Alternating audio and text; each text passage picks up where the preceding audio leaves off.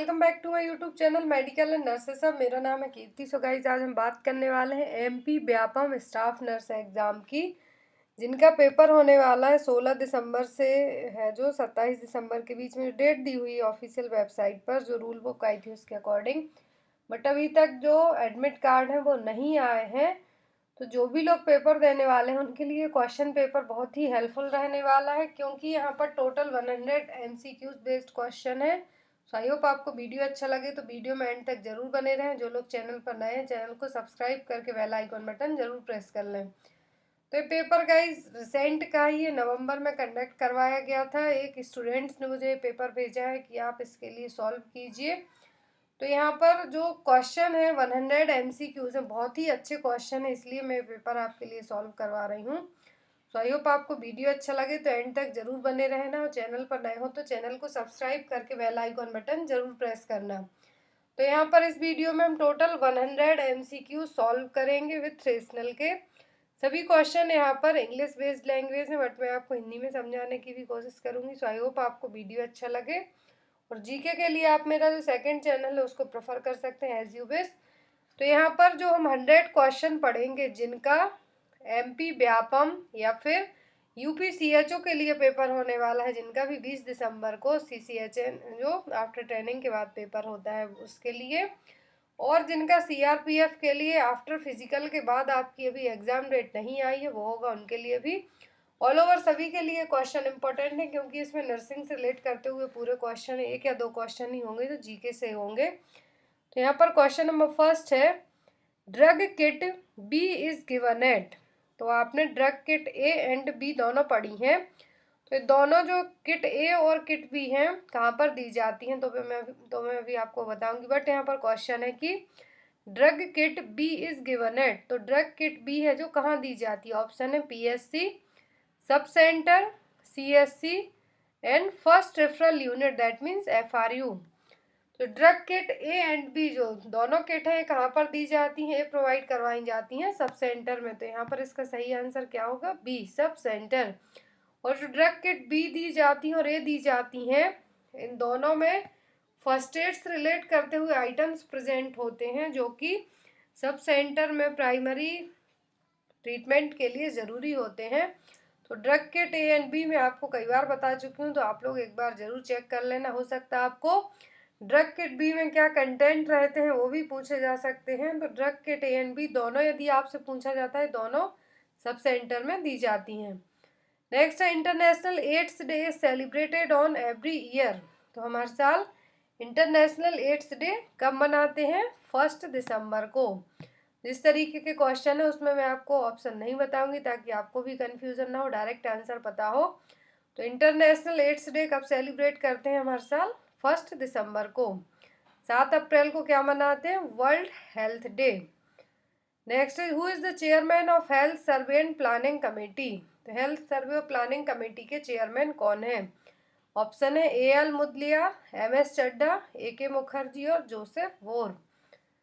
तो यहाँ पर जो चेयरमैन है health survey and planning committee के, वो कौन है, AL Mudaliar.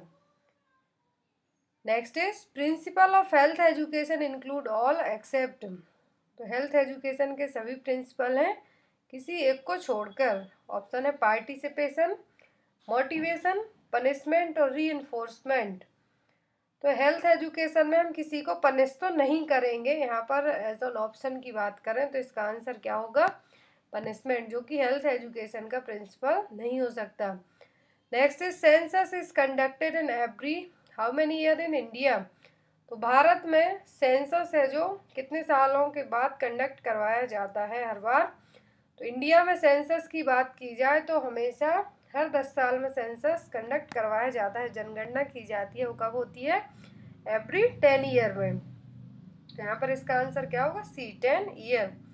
Next is, Asha is recruited under. तो जो आशा वर्कर होती हैं इनको किसके अंदर रिक्रूट किया जाता है, NRHM, national urban health mission, that means NUHM, ICDS and village health scheme. तो आईसीडीएस का फुल फॉर्म अभी प्रेजेंट में जो सीएचओ एमपी पेपर हुआ था उसमें आया था, इंटीग्रेटेड चाइल्ड डेवलपमेंट स्कीम। तो आशा की जो रिक्रूटमेंट की जाती है किसके अंतर्गत की जाती है, NRHM के तहत। Next is the most common side effect of intrauterine device insertion is. तो IUD का जो मोस्ट कॉमन साइड इफेक्ट है वो क्या है, पेन, ब्लीडिंग, पेल्विक इन्फेक्शन या फिर एक्टोपिक प्रेगनेंसी। तो IUD का जो मोस्ट कॉमन साइड इफेक्ट है वो क्या है, bleeding. Next is MMR vaccine is given at. तो MMR जो मीजल मम्प्स रूबेला वैक्सीन है वो कब दी जाती है, बर्थ, 9 मंथ, 5 ईयर या फिर 18 मंथ। तो जो MMR वैक्सीन है दी जाती है 18 मंथ में। तो यहाँ पर इसका आंसर क्या होगा, डी। नेक्स्ट है diagnosis of TB according to DOTS. तो डॉट्स के अकॉर्डिंग जो ट्यूबरक्लोसिस का ट्रीटमेंट है वो कब दिया जाता है। Option 2 out of 3 sample positive, 3 out of 4 sample positive, 1 out of 2 sample positive. तो डॉट्स का जो ट्रीटमेंट दिया जाता है TB के लिए, तो डॉट्स ट्रीटमेंट कब दिया जाता है कि 3 में से 2 सैंपल पॉजिटिव हैं, 4 में से 3 पॉजिटिव हैं, 2 में से 1 है या फिर इनमें से कोई नहीं। तो यहाँ पर इसका सही आंसर होगा वो होगा C, 1 out of 2 sample positive. 2 sample में से 1 सैंपल यदि पॉजिटिव आता है तो क्या दिया जाता है, डॉट्स थेरेपी स्टार्ट कर दी जाती है ट्यूबरक्लोसिस के पेशेंट के लिए। Next is according to maternal health programme the daily dose of folic acid for pregnant women should be. तो जो मैटरनल हेल्थ प्रोग्राम है उसके अकॉर्डिंग जो फॉलिक एसिड का डोज दिया जाता है प्रेग्नेंट लेडी में वो कितना दिया जाता है। ऑप्शन है 100 mcg, 200 mcg, 300 mcg या फिर 400 mcg। तो जो फॉलिक एसिड का डोज दिया जाता है प्रेग्नेंट लेडी में वो कितना होता है, वो होता है 400 mcg। कितना होता है, 400 mcg। Next is which of the following vaccine is not administered at birth.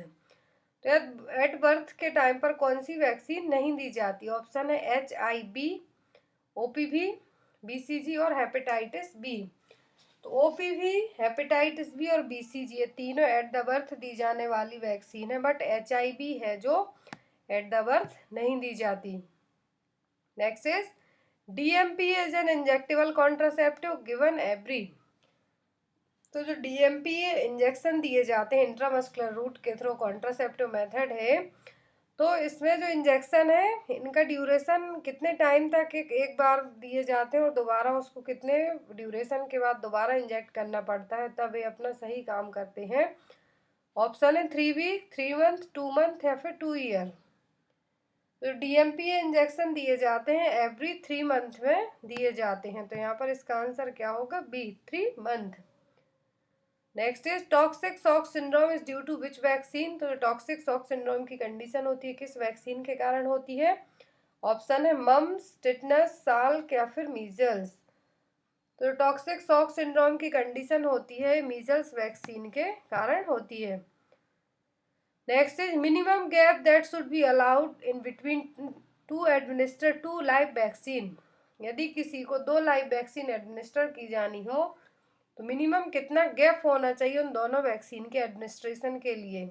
Option है 2 week, 2 month, 4 week and 4 month. Minimum gap पूछा है 2 लाइव वैक्सीन के बीच में, तो एटलीस्ट 4 वीक का गैप होना चाहिए 2 लाइव वैक्सीन के बीच में, मीन्स 28 दिन का गैप होना चाहिए। Next is गोवी campaign of the UNICEF includes all except. तो आपने GOVI कैंपेन पढ़ा है यूनिसेफ में, तो GOVI का यहाँ पर फुल फॉर्म है एक तरीके से, तो सभी इंक्लूड है बट किसी एक को छोड़कर। ऑप्शन है ऑब्जर्वेशन, ब्रेस्ट फीडिंग, इम्यूनाइजेशन और ग्रोथ मॉनिटरिंग। तो यहाँ पर इसका सही आंसर है वो क्या है, वो है ऑब्जर्वेशन। ऑब्जर्वेशन है जो गोवी कैंपेन का पार्ट नहीं है। Next is which is the best determinant of the health status of a community. यदि किसी कम्युनिटी का हमें बेस्ट हेल्थ स्टेटस चेक करना है तो कौन सा डिटर्मिनेंट यूज़ किया जाएगा। Crude death rate, infant mortality rate, maternal mortality rate या फिर अर्ली न्यूनेटल डेथ। तो यहाँ पर जो हेल्थ स्टेटस चेक करना है यदि किसी कम्युनिटी का, तो जो बेस्ट डिटर्मिनेंट होगा वो क्या होगा, इन्फेंट मॉर्टेलिटी रेट को चेक करना। नेक्स्ट इज जीरो इंसिडेंस तो जीरो इंसिडेंस का मतलब क्या है? ऑप्शन है elimination of disease, eradication of disease, elimination of infection और eradication of infection. Zero incidence का मतलब है एलिमिनेशन ऑफ डिसीज, किसी भी डिसीज का एलिमिनेशन हो जाना, एक भी केस का ना होना। तो यहाँ पर इसका आंसर क्या होगा? A. Next is micro nutrients includes. तो माइक्रो न्यूट्रिएंट्स कौन से हैं इनमें से? तो आपने दो तरीके के न्यूट्रिएंट्स पढ़े, एक तो मैक्रो और दूसरा है माइक्रो। ऑप्शन है protein, minerals, fat and water. जो माइक्रो न्यूट्रिएंट्स इनमें से क्या हैं? तो वो है minerals. Next is pellagra is due to the deficiency of. तो पेलाग्रा किसकी कमी के कारण होता है? ऑप्शन है नियासिन, पायरिडॉक्सिन, राइबोफ्लोविन या फिर थियामिन। तो जो पेलाग्रा होता है नियासिन की कमी के कारण होने वाली डिसीज है, जिसमें 4D सिम्टम्स भी देखने को मिलते हैं। Next is a person with body mass index of 18.5 to 25 belongs to the category of. यदि किसी पर्सन का BMI 18.5 to 25 है तो ये किस कैटेगरी में बिलोंग करेगा? जो BMI की अलग अलग कैटेगरी रखी गई है, normal weight, under weight, over weight and obese. तो यहाँ पर इसका सही आंसर क्या होगा? Normal weight. क्यों? क्योंकि जो BMI है यदि बिलो 18 होती तो ये अंडर वेट में आता, मोर देन 25 होती, 25 to 30 होता तो ये किस में आता? ओवर वेट में। 30 से आगे जाता तो ये किस में आता? ओबीज में। बट यहाँ पर 18.5 to 25 है तो ये किस कैटेगरी से बिलोंग करेगा? जो BMI है उसकी वो क्या है? नॉर्मल वेट है। तो यहाँ पर इसका आंसर क्या होगा? A. Next is which of the following is an example for food adulteration. इनमें से फूड एडल्ट्रेशन का एक एग्जाम्पल क्या है? ऑप्शन है mixing of folic acid with bread, mixing of iodine with salt, mixing of papaya seed with pepper और mixing of iron in wheat flour. तो यहाँ पर इसका सही आंसर है वो क्या होगा? C, mixing of papaya seed with pepper. Food adulteration का मतलब है किसी भी खाने के आइटम्स में कुछ ऐसे टॉक्सिक चीज़ों का मिला देना जिसके कारण उनमें या जो खाने का आइटम है क्या हो जाए? एक तरीके से खराब ही हो जाए। तो यहाँ पर आयरन यदि व्हीट फ्लोर में मिलाएंगे तो ये फ़ायदा ही करेगा, आयोडीन विथ सॉल्ट भी ये सही रहेगा, folic acid with bread. But यहाँ पर पपाया सीड यदि जो ब्लैक पेपर आते हैं उनमें मिला दिया जाए तो ये किसका एग्जाम्पल बन जाएगा? फूड एडल्ट्रेशन का। Next is smallest bone situated in the middle ear is. तो हमारी ह्यूमन बॉडी की जो सबसे स्मॉलेस्ट बोन है वो क्या है? वो स्टेपस। और कहाँ पर प्रेजेंट होती है? मिडिल ईयर में। तो यहाँ पर इसका आंसर क्या होगा? A. Next is inflammation of gum is called. तो गम्स के इन्फ्लामेशन को क्या कहा जाता है? ऑप्शन है स्टोमेटाइटिस, जिंजिवाइटिस, ग्लोसाइटिस और ऊवाइटिस। तो यहाँ पर गम्स का इन्फ्लामेशन क्या कहलाता है? Gingivitis. Next is total number of canines in human oral cavity.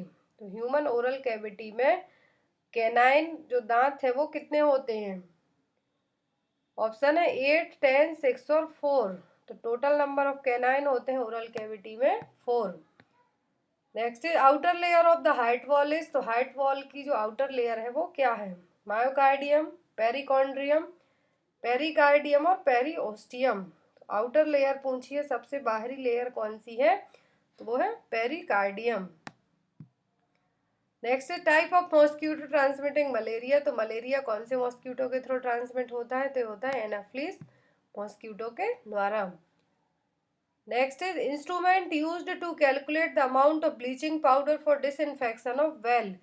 किसी कुएं के लिए कौन सा इंस्ट्रूमेंट यूज़ करेंगे हम ब्लीचिंग पाउडर नाप के उसमें डालना है डिसइंफेक्ट करने के लिए उस कुएं के पानी के लिए? कौन सा इंस्ट्रूमेंट यूज़ किया जाएगा? ऑप्शन है स्फेग्मोमैनोमीटर, बॉयल्स एपरेटस, लैक्टोमीटर या फिर हॉरोक्स एपरेटस। तो यहाँ पर इसका जो सही आंसर होगा वो क्या होगा? वो होगा हॉरोक्स एपरेटस। हॉरोक्स एपरेटस का यूज़ जो बड़ी जगह पर यदि हमें कुएं, नदी, तालाब में डिसइंफेक्ट करना है वहाँ का पानी, तो ब्लीचिंग पाउडर को नापने के लिए जो एक इंस्ट्रूमेंट है जो यूज़ किया जाएगा वो क्या कहलाएगा? वो कहलाएगा Horrocks apparatus. Next is hormone secreted by posterior pituitary gland. तो जो पिट्यूटरी ग्लैंड है 2 पार्ट होते हैं, एंटीरियर एंड पोस्टीरियर। दोनों पार्ट अलग अलग तरीके के हार्मोन्स का सीक्रेशन करते हैं। पोस्टीरियर पिट्यूटरी ग्लैंड से कौन सा हार्मोन सीक्रेट होता है? ऑप्शन है एफएसएच, ऑक्सीटोसिन, एलएच और प्रोलैक्टिन। तो जो posterior pituitary gland hormone secrete करती है वो क्या है? ऑक्सीटोसिन।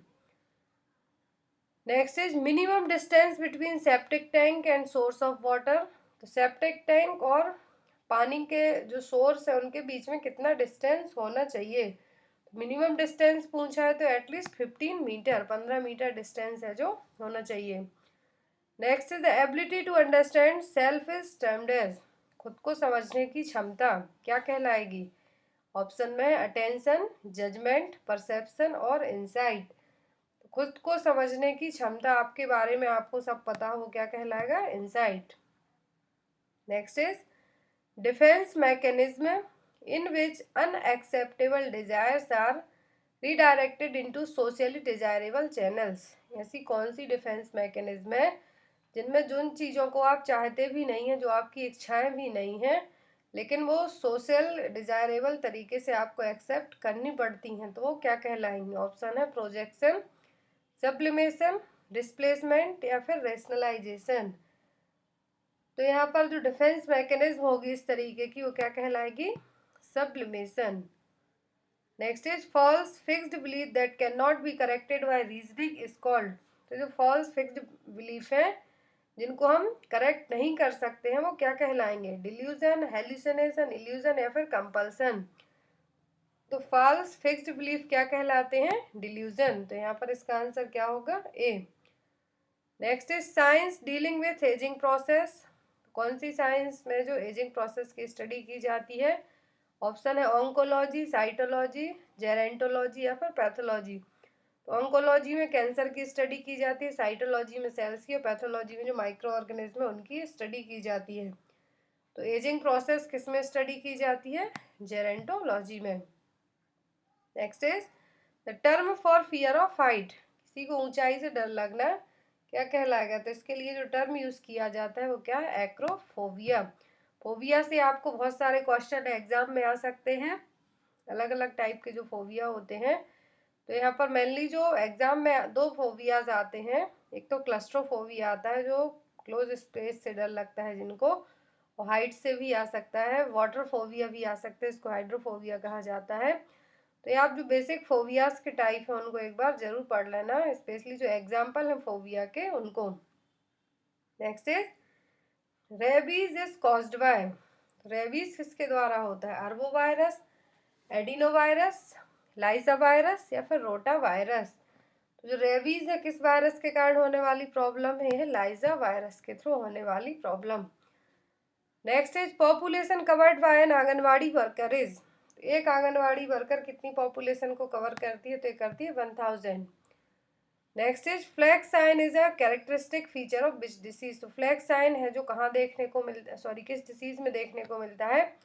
तो फ्लैग साइन जनरली हेयर्स, जिन भी लोगों को जो जनरली प्रॉब्लम होती है क्वासिओरकर की, उनके जो हेयर होते हैं, जैसे झंडे में 3 तरीके से कलर होते हैं, उसी तरीके के साइन आपके बालों में देखने को मिलेंगे। और ये प्रॉब्लम किस में देखने को मिलती है? क्वासिओरकर से क्वासिओरकर के बच्चों को, उनको क्वासिओरकर की प्रॉब्लम हो। तो फ्लैग साइन किसका कैरेक्टरिस्टिक्स फीचर है? ये क्वासिओरकर का। Next is universal immunisation programme was launched in India. तो यूआईपी, ये आपने पढ़ा होगा।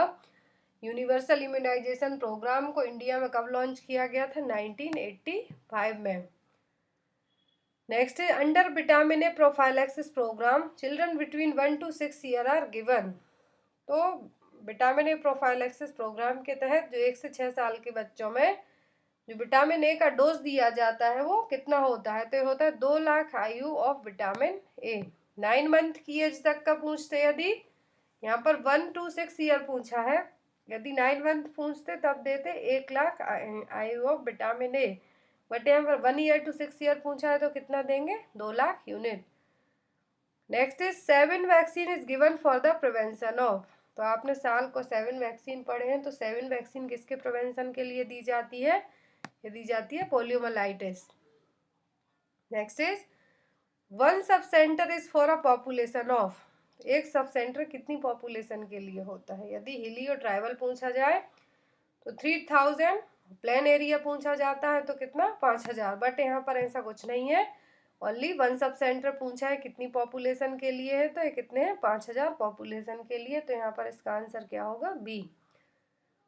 Next is the most appropriate time to collect sputum specimen from a patient is, sputum का जो स्पेसिमेन कलेक्ट करने का बेस्ट टाइम है वो क्या होगा किसी पेशेंट से। ऑप्शन है before meals, after meals, early morning या फिर एट बेड टाइम। तो यहाँ पर इसका जो सही आंसर होगा वो क्या होगा, early morning. Early morning sputum collect करना सही ऑप्शन होगा। Next is immunity transfer to fetus from the mother through the placenta, ऐसी इम्यूनिटी जो बच्चे को अपनी माँ से प्लेसेंटा के थ्रू मिले, फीटस को प्लेसेंटा के थ्रू मिले, तो वो कौन सी इम्यूनिटी कहलाएगी। ऑप्शन है active natural immunity, active artificial immunity, passive natural immunity या फिर पैसिव आर्टिफिशियल इम्यूनिटी। तो जो इम्यूनिटी मिलेगी फीटस को मदर से वाया प्लेसेंटा, ये कहलाएगी passive natural immunity. Next is the simplest method of prevent cross infection is, cross infection को प्रिवेंट करने की सबसे सिंपल मेथड है जो क्या होगी, तो वो होगी हैंड वॉशिंग। कोई भी प्रोसीजर करने के पहले हाँ हैंड वॉश करो, एंड प्रोसीजर करने के बाद। तो सबसे सिंपल मेथड क्या हो जाएगी क्रॉस इन्फेक्शन को रोकने के लिए, तो वो होगी hand washing. Next is immunization is a method of, तो इम्यूनाइजेशन कौन सी मेथड है, प्राइमरी प्रिवेंशन, सेकेंडरी, टर्सरी या फिर बैरियर प्रिवेंशन। तो किसी डिसीज के होने के पहले ही हम क्या करें उसको रोकने के प्रयास करेंगे तो वो क्या कहलाएगा, वो कहलाएगा प्राइमरी प्रिवेंशन। तो यहाँ पर इसका सही आंसर क्या होगा A, primary prevention. Next is pap smear examination is done to diagnose, तो पेप स्मीयर किसके लिए किया जाता है, कैंसर ऑफ सर्विक्स के लिए। तो यहाँ पर इसका आंसर क्या होगा B. Next is route of administration of measles vaccine, तो मीजल्स वैक्सीन को एडमिनिस्टर करने का रूट क्या है, तो ये subcutaneous route. Next is which of the following is a live vaccine, इनमें से लाइव वैक्सीन कौन सी है।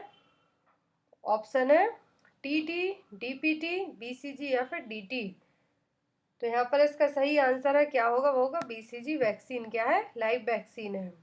Next is constant presence of a disease with in a geographical area, किसी एक जियोग्राफिकल एरिया में किसी डिसीज का प्रेजेंट होना क्या कहलाएगा, तो ये कहलाएगा एंडेमिक। यदि ये फैलती है तो क्या होगी, पेंडेमिक।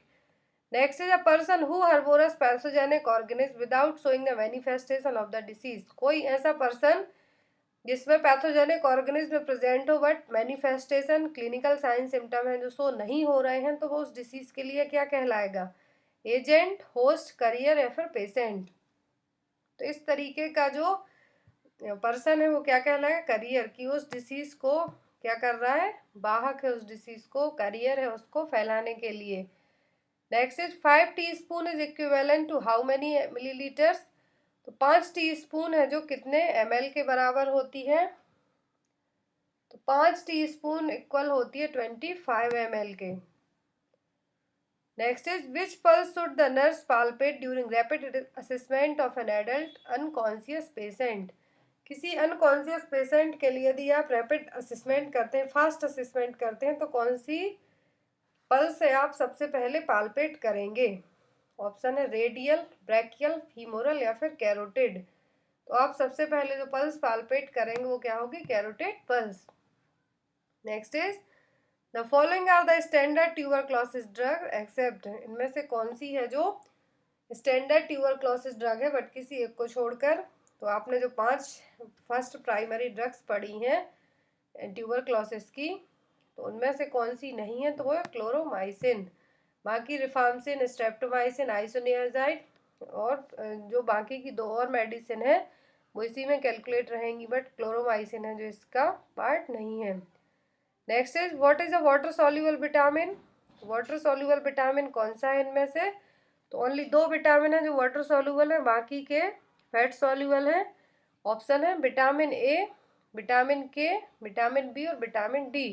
तो यहाँ पर वाटर सॉल्युबल विटामिन कौन सा है? Vitamin B. यदि विटामिन बी की जगह सी होता तब आप उसको भी मार्क कर सकते हैं। Next is the infant sit alone at the age of. एक बच्चा अकेले कब बैठ सकता है? ऑप्शन है 1 मंथ, 2 मंथ, 6 मंथ या फिर 12 मंथ। तो इन्फेंट 6 महीने में खुद से बैठ सकता है। Next is the child labour protection and regulation act prohibit employment of children in factories below the age of. तो जो child labour protection and regulation act है उसमें कितने साल से कम एज की बच्चों के लिए फैक्ट्रीज में काम करने पर पाबंदी लगाई गई है? ऑप्शन है 10 ईयर, 14 ईयर, 18 ईयर या फिर 21 ईयर। तो इस एक्ट के तहत 14 साल से कम एज की बच्चों को फैक्ट्रीज में काम करने पर पाबंदी लगाई गई है। तो यहाँ पर आंसर क्या होगा? B. Next is psycho social development of adolescences. तो एडोलेसेंस एज ग्रुप में जो साइको सोशल डेवलपमेंट है वो क्या है? Industry versus inferiority, trust versus mistrust, identity versus role confusion and autonomy versus shame and doubt. तो साइको सोशल डेवलपमेंट पूछा adolescence में तो क्या होता है? Identity versus role confusion.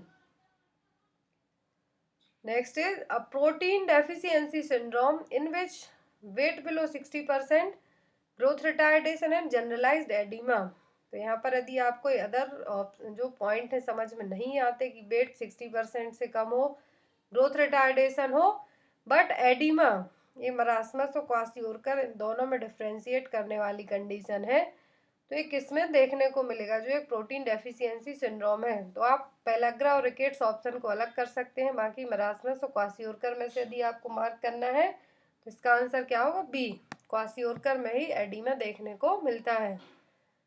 Next is damage to the upper brachial plexus involving the 5th and 6th cervical nerve roots resulted. तो brachial plexus का जो 5वें और 6वें नंबर की सर्वाइकल नर्व रूट पर डैमेज होता है तो ये कौन सी कंडीशन क्रिएट कर सकती है? अर्ब पाल्सी, क्लम्पिक पाल्सी, टॉर्टिकोलिस और मेनिंगोसील। तो ये जो कंडीशन क्रिएट करेगी वो क्या होगी? अर्ब पाल्सी। जो अपर ब्रैकियल प्लेक्सस है आपके हाथों के यहाँ पर जो 5वें 6वें नंबर की क्रेनियल नर्व रूट्स यहाँ पर डैमेज होता है तो जो प्रॉब्लम होगी वो क्या होगी? अर्ब palsy. Next is which vaccine prevent both measles and rubella. इनमें से कौन सी वैक्सीन है जो मीजल्स रूबेला को प्रिवेंट कर सकती है? तो वो है MR vaccine. Next is surgical management of undescended testis. तो अनडिसेंडेड टेस्टिस को ट्रीट करने के लिए जो सर्जिकल मैनेजमेंट होगा वो क्या होगा? Orchiopexy. Next is congenital X linked recessive bleeding disorder caused by deficiency of coagulation factor 8 and 9। तो एक congenital X linked recessive bleeding disorder है तो जिसमें क्या होता है? जो कोगुलेशन फैक्टर 8वें नंबर का और 9वें नंबर का इनकी कमी होती है। तो ये कौन सी डिसीज है? Thalassaemia, haemophilia, sickle cell disease या फिर ITP। तो ये जो डिसीज है ये होगी हीमोफीलिया, जिसमें टाइप A में क्या होता है? 8वें नंबर का जो कोगुलेशन फैक्टर है इसकी कमी होगी और जो टाइप B होगा इसमें 9वें नंबर के। तो यहाँ पर इसका सही आंसर क्या होगा? B। Next is which of the following worm larva is transmitted by penetrating skin on bare footed individual. जो वेयर फुटेड इंडिविजुअल मतलब कि बिना चप्पल के लोग जा रहे हैं तो उनमें कौन से वर्म का जो लार्वा है स्किन को पेनिट्रेट करके अंदर जा सकता है? ऑप्शन है round worm, pin worm, hook worm and round worm. दो ऑप्शन सेम टाइम दिए हैं तो यहाँ पर इसका जो आंसर होगा वो होगा सी, हुक वॉर्म। हुक वॉर्म के जो लार्वा हैं क्या कर सकते हैं? वेयर फुटेड इंडिविजुअल में स्किन पेनिट्रेट करके अंदर जा सकते हैं। Next is a commonly found eating disorder in adolescent girl by reducing food intake mostly carbohydrate and fat or by refusing food or by inducing vomiting। तो एक जो ऐसा ईटिंग डिसऑर्डर है जो एडोलेसेंट गर्ल में देखने को मिलेगा वो क्या करेंगी? या तो कार्बोहाइड्रेट और फैट वाले फूड को कम खाएंगी, यदि खाएंगी तो वॉमिटिंग इंड्यूस करेंगी या फिर खाने को रिफ्यूज करेंगी। तो कौन सी डिसीज है? Anorexia nervosa, bulimia nervosa, pica या फिर डिसलेक्सिया। तो पाइका में तो जो नॉन ईटिंग सब्सटेंस होते हैं वो खाते हैं, तो यहाँ पर इसका जो आंसर होगा वो क्या होगा, वो होगा anorexia nervosa. Next is the dose of PPD used in Mantoux test is. तो माउंटेक्स टेस्ट में जो प्रोटीन डेरिवेटिव का डोज यूज किया जाता है वो कितना होता है, तो ये होता है 0.1 ml। स्टैंडर्ड डोज है कितना, 0.1 ml। Next is projectile non bilious vomiting, visible peristalsis in the upper abdomen, palpable olive shaped mass, weight loss और clinical manifestation of। तो प्रोजेक्टाइल नॉन विलियस वॉमिटिंग हो रही है अपर एब्डोमेन में, peristalsis condition show हो रही है, palpable olive shaped मास भी हो रहा है जब आप पाल्पेशन कर रहे हैं, तो वेट लॉस भी हो रहा है। तो किसके क्लिनिकल मैनिफेस्टेशन है, ऑप्शन है Hirschsprung's disease, oesophageal atresia, intestinal obstruction या फिर हाइपरट्रॉफिक पाइलोरिक स्टेनोसिस। तो यहाँ पर जो प्रोजेक्टाइल नॉन विलियस वॉमिटिंग हो रही है, किसका मेन सिम्टम है, यह जो पाइलोरिक स्टेनोसिस की कंडीशन का। यदि आपको पूरा क्वेश्चन भी समझ नहीं आता है तब भी आप इसको मार्क कर सकते हैं, क्योंकि जो प्रोजेक्टाइल वॉमिटिंग है किसका सबसे अच्छा सिम्टम माना गया है, पाइलोरिक स्टेनोसिस के लिए। तो यहाँ पर इसका आंसर क्या होगा, D. Next is the exclusive breast feeding recommended up to the age of. तो एक्सक्लूसिव ब्रेस्ट फीडिंग का मतलब होता है ओनली ब्रेस्ट मिल्क, उसके अलावा कुछ भी नहीं देना इन्फेंट को खाने पीने के लिए। तो ये कब तक माना गया है, तो ये 6 मंथ की एज तक। तो यहाँ पर इसका आंसर क्या होगा, B. Next is the type of pelvis commonly known as male pelvis is. तो यहाँ पर चारों टाइप के पेल्विस के टाइप दिए हुए हैं। तो जो गायनेकोइड पेल्विस है क्या है, सबसे फेवरेबल पेल्विस मानी गई है बेबी बॉर्न के लिए, जो बेबी के लिए। तो यहाँ पर जो मेल पेल्विस पूछी है वो कौन सी है, तो मेल पेल्विस है एंड्रॉइड पेल्विस। जो मेल पेल्विस का शेप होता है किस तरीके का होता है, वो क्या कहलाती है, एंड्रॉइड पेल्विस। जो फीमेल में चाइल्ड बियरिंग एज के लिए या फिर बच्चे को कंसीव करने के लिए जो मोस्टली पेल्विस है वो क्या है, gynaecoid pelvis. Next is anterior fontanelle normally closes by the age of. तो दो तरीके के फॉन्टेनल पढ़े हैं हमने, एंटीरियर और पोस्टीरियर। तो पोस्टीरियर पहले क्लोज हो जाते हैं, एंटीरियर फॉन्टेनल कब क्लोज होते हैं, 8 मंथ में, 6 मंथ में, 12 मंथ या फिर 18 मंथ। तो जो एंटीरियर फॉन्टेनल है जनरली 1.5 ईयर में क्लोज होते हैं बच्चों में। तो यहाँ पर इसका आंसर क्या होगा, डी, 18 मंथ, 18 महीने में। Next is normal fetal heart rate. तो नॉर्मल एफएचआर कितनी होती है, 120 से 160 बीट पर मिनट। तो यहाँ पर इसका आंसर क्या होगा, B. Next is name given to the endometrium during pregnancy. तो प्रेगनेंसी में एंडोमेट्रियम को क्या नाम दिया जाता है, तो ये decidua. Next is a woman who has not carried a pregnancy to the point of viability. यदि किसी लेडी ने, वुमेन ने वायबिलिटी तक है जो प्रेगनेंसी को कैरी नहीं किया हो, तो वो क्या कहलाएगी, मल्टीपैरा, नलीपैरा, नली ग्रेविडा या फिर नन ऑफ दी अबव। तो यहाँ पर इसका आंसर क्या होगा, बी, नलीपैरा, क्योंकि उसने प्रेगनेंसी को वायबिलिटी स्टेज तक कंसीव नहीं किया है, कंसीव किया है लेकिन वायबिलिटी तक नहीं। नली ग्रेविडा तब होती जब उसने कंसीव ही ना किया हो, बट यहाँ पर प्रेगनेंसी को वायबिलिटी स्टेज तक कंसीव नहीं कर पाई, तो क्या कहलाएगी, nullipara. Next is partograph is a tool for. तो पार्टोग्राफ टूल है जो किसके लिए है, ऑप्शन है treating complication of delivery, observing the progress of labour, monitoring women with eclampsia या फिर फॉर फाइंडिंग जेस्टेशनल एज। तो पार्टोग्राफ का यूज है जो लेबर की प्रोग्रेस को चेक करने के लिए किया जाता है। नेक्स्ट इज कंप्लीट और फुल डायलेटेड सर्विक्स मेजर्स। तो कंप्लीट और फुल डायलेटेशन सर्विक्स है जो कम मानी जाती है, 10 सेंटीमीटर में। Next is normal blood glucose level of newborn. तो एक न्यूबॉर्न बेबी का जो नॉर्मल ब्लड ग्लूकोज लेवल कितना होगा, तो होगा 50 to 60 mg पर 100 ml। Next is liberal administration of high concentration of oxygen to preterm babies for a prolong period of period में लीड टू।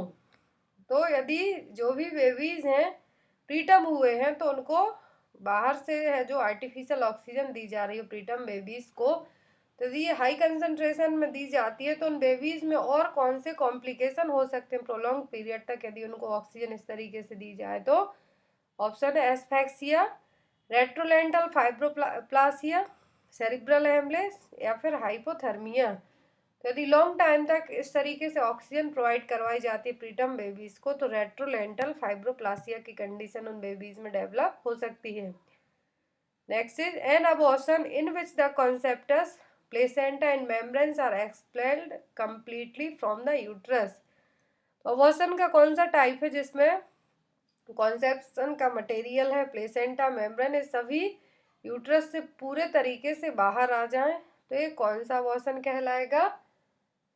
ऑप्शन है इनवाइटेबल, हैबिचुअल, स्पॉन्टेनियस या फिर complete. तो इसमें सभी मटेरियल बाहर आ गया है कंप्लीटली तरीके से, तो क्या कहलाएगा complete abortion. Next is mild, benign and transient mood change during puerperal period is termed as. After delivery के बाद परपीरियल पीरियड में मूड चेंजेस हो रहे हो ट्रांजिएंट तरीके से थोड़े बहुत, माइल्ड और बिनाइन तरीके से, तो ये क्या कहलाएंगे। ऑप्शन है पोस्टपार्टम डिप्रेशन, परपीरियल साइकोसिस, पोस्टपार्टम ब्लू या फिर D all of the above. तो ये बहुत ही कम उसमें जो मूड चेंजेस हो रहे हैं आफ्टर डिलीवरी के बाद, तो ये क्या कहलाएंगे पोस्टपार्टम ब्लू।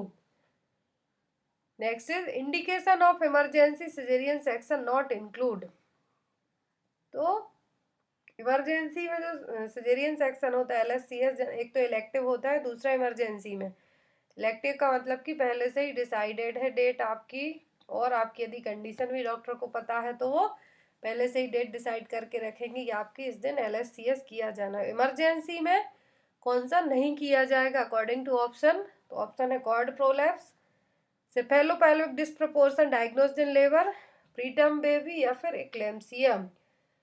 तो जो यहाँ पर इमरजेंसी में नहीं होगा सिजेरियन सेक्शन वो क्या होगा प्रीटर्म बेबी के लिए, तो यहाँ पर आंसर क्या होगा C. Next is in average life of the human being which is coming in the next year is. तो ये कहलाता है लाइफ एक्सपेक्टेंसी। क्या कहलाएगा life expectancy. Next is a woman whose husband does not want to continue as a life partner with her is. तो ऐसी women जिसका life partner नहीं चाहता कि वो अपनी लाइफ उस वुमेन के साथ कंटिन्यू करे, तो ये किस तरीके की वुमेन कहलाएंगी विडो, डाइवोर्स्ड, सिंगल या फिर डिजर्टेड वुमेन। तो ये वुमेन कहलाएंगी deserted women. Next is causative organism of syphilis. तो सिफिलिस का कॉजेटिव ऑर्गेनिज्म क्या है Treponema pallidum. Next is a test assist to test to assess the patency of fallopian tube. Fallopian tube की patency को check करने के लिए कौन सा टेस्ट किया जाता है, तो वो है Rubin test. Next question VCTC stand for. तो जो VCTC है किसके लिए खुलवाए गए हैं, ये खुलवाए गए हैं टेस्टिंग सेंटर हैं जनरली जो एड्स के पेशेंट है, एड्स HIV वाले, उनको काउंसलिंग देने के लिए जो VCTC टेस्टिंग सेंटर खुलवाए गए हैं। इसका फुल फॉर्म क्या है voluntary counselling and testing centre. Next is following are 3 P's of normal labour except. तो नॉर्मल लेबर में 3 P यूज होते हैं वो सभी हैं बट किसी एक को छोड़कर। ऑप्शन है पेल्विस, पावर, पैसेंजर और पैराइटी। जो पैराइटी है वो नॉर्मल लेबर में 3P का पार्ट नहीं है, बाकी पेल्विस, पावर और पैसेंजर ये तीनों क्या है 3P's है नॉर्मल लेबर में। नेक्स्ट है जननी सुरक्षा योजना वाज लॉन्च्ड ऑन। जननी सुरक्षा योजना कब लॉन्च की गई थी, तो लॉन्च हुई थी 12 अप्रैल 2005 को। Next is an investigation to identify women at the risk of having a baby with neural tube defect. तो कौन सा इन्वेस्टिगेशन किया जाएगा यदि किसी बेबी जो वुमेन है आइडेंटिफाई करना हो कि उसके बेबी को NTD की कंडीशन तो नहीं है, तो वो होगा alpha fetoprotein test AFP test. तो यहाँ पर इसका आंसर क्या होगा B. Next is the term given to reduction in fundal height after 38 week of gestation is. कौन सा टर्म यूज किया जाता है कि 38 वीक के जेस्टेशन के बाद फंडल हाइट क्या हो नीचे की तरफ आ जाए, डाउन आ जाए, तो क्या कहलाता है कहलाता है lightning. Next is an abnormality of the placenta in which the umbilical cord is inserted at the edge or margin of the placenta. तो ये कौन सी abnormality कहलाएगी प्लेसेंटा की? तो ये कहलाएगी battledore placenta. Next is during postpartum period deep vein thrombosis can be assessed by. तो DBT का जो मोस्ट कॉमन सिम्टम है वो क्या है? वो है हॉमन्स साइन. तो यहाँ पर आप इसको आंखें बंद करके भी मार्क कर सकते हैं. हॉमन्स साइन किसका साइन है? डीवीटी का. तो यहाँ पर इसका आंसर क्या होगा? D. Next is which hormone is responsible for stimulating milk production. कौन सा हार्मोन है जो मिल्क प्रोडक्शन को स्टिमुलेट करता है? तो है प्रोलैक्टिन हार्मोन. यदि सीक्रेशन पूछते तब होता oxytocin. Next is according to MTP act medical termination of pregnancy is to deliberate induction of abortion prior to. तो एमटीपी एक्ट के तहत मेडिकल टर्मिनेशन ऑफ प्रेगनेंसी है जो इसमें अबॉर्शन इंड्यूस किया जाता है तो कब तक कर सकते हैं? प्रायर टू कितने वीक के? 16 वीक, 18 वीक, 24 वीक्स या फिर 20 वीक्स. तो यहाँ पर इसका आंसर होगा वो क्या होगा? डी, बिफोर 20 वीक के, prior to 20 weeks. Next is the ratio of infant death registered in a given year to the number of live births per 1000 live birth is. तो रेशियो क्या कहलाएगा? Infant mortality rate. Next is the name given to the lochia which occurs 4 to 10 days after the delivery. 3 type के lochia होते हैं, सरोसा, rubra और Alva. तो delivery के 4 से 10 दिन तक है जो आफ्टर डिलीवरी के बाद जो सीक्रेशन होगा वो क्या कहलाएगा? सरोसा, रूब्रा, अल्वा या फिर नन ऑफ दी अबव. तो ये कहलाएगा lochia serosa. Next is population covered by one sub centre in hilly tribal and backward area. तो जो हिली और ट्राइबल एरिया है तो एक सब सेंटर में कितनी पॉपुलेशन कवर होगी? तो होगी 3000. यदि प्लेन पूछते तो 5000, हिली ट्राइबल पूछा है तो 3000. Next is health worker should have better coordination with which of the following sector. तो एक हेल्थ वर्कर का किन लोगों के साथ अच्छा कोऑर्डिनेशन होना चाहिए? Gram panchayat, religious representatives, non government organisation या फिर D, all of the above. तो एक हेल्थ वर्कर को इन सभी के साथ है जो कोऑर्डिनेशन मिला के काम करना होता है. तो यहाँ पर आंसर क्या होगा? D. Next is national programme for control of blindness was launched in the year. National programme है जो ब्लाइंडनेस को कंट्रोल करने के लिए बनाया गया था. तो ये कब लॉन्च किया गया था? तो ये लॉन्च हुआ था 1976 में, 1976 में. Next is national vector borne disease control programme is implemented for the prevention and control of following disease except. तो NVBD जो CP प्रोग्राम है, मैंने आपको कई बार बताया है, इसमें टोटल 6 डिसीज इंक्लूड होती हैं. बट यहाँ पर ऑप्शन के जाएं तो कौन सी डिसीज है जो इंक्लूड इसमें नहीं है? तो डिसीज जो इंक्लूड नहीं है वो है leptospirosis. Next is the approach that can be used for providing information, education and communication are. तो कौन से अप्रोच का यूज किया जाता है IEC के लिए? तो ये सभी हैं, all of the above. Public education, broadcasting, social marketing. तो यहाँ पर इसका आंसर क्या होगा? D, all of the above.